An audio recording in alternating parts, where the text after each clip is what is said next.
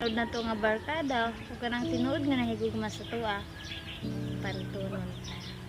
Karon nga panahon na, lisod na kayo ipangitag matuod nga higala.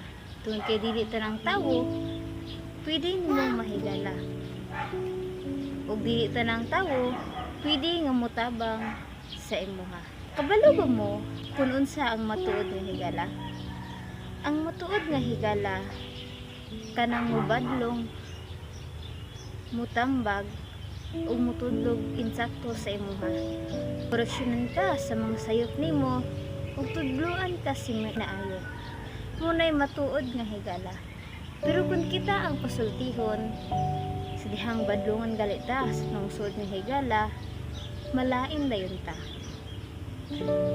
Pero di ay sila ang nagpakita nga sila ang atong tinuod nga higala tungod kay concern